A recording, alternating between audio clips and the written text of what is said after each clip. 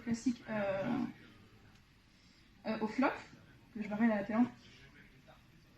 Et à la river, évidemment, je le check parce que ici, je suis réclamant en value cut, j'ai décidé de bet, et mon adversaire décide de chaud. En fonction de ce que j'ai dit juste avant, du call de double paire et de brelan, est-ce que ici vous collerez votre double paire? Oui ou non? Et pourquoi? Alors effectivement, il y a un tirage quinte. On voit que j'ai fold. Mais est-ce que vous auriez call? Enfin, je veux faire les arguments que vous aurez pour call ou pour fold. Parce que je peux aussi faire des erreurs. Hein. Ouais. Il a effectivement énormément de quinte, mais effectivement, vu qu'on peut call sur des bords de quinte, ce qui est censé avoir des bluffs, qu'en fait, ici, par exemple, quand je bet au flop, il me call des 4, par exemple. Quand il me call une deuxième fois la turn, par exemple, il a des combos de 4 en carreau, de 4x à carreau, qui va me call une deuxième fois. Donc là, il pourrait essayer de transformer une paire, à la turn. Pourquoi je fold à votre avis?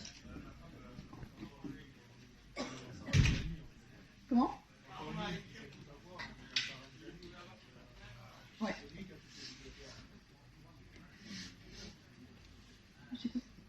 Il peut pas se value 4 là, mais par ça, s'il a par exemple des paires avec T4, T6, T5. Alors justement, donc ça va être très simple. Pour les concepts de value cut ou de bluff, j'estime ça de manière linéaire. Soit mon adversaire est récréatif et j'estime qu'ils vont pas assez souvent trouver dans leur range des bluffs à transformer. Donc c'est-à-dire que on voit pas assez de profils de récréatifs qui vont aussi vous transformer un 4 ou vous faire fold un roi ou un 8x ou autre. Et de manière générale, les récréatifs ici vont bet des 15 ou se value cut avec des top pairs ou des doubles paires. Mais c'est quand même plus rare avec double paires que ça soit des top pairs. Ici, moi je bloque sa top pair, parce qu'il pourrait avoir touché un roi à la turn. À partir du moment où j'estime que je bloque la range de value cut de l'adversaire, mon call n'est plus profitable.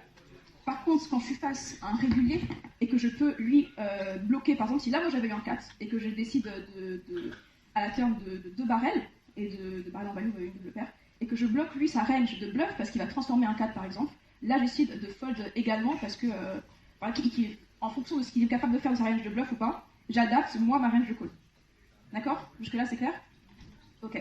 Donc en fonction du profil de votre adversaire, que vous devez estimer sur le long terme, il y a des calls qui sont profitables ou non, et c'est très important de voir le genre de board du adversaire dans ce value cut, que ce soit en espresso ou en tournoi.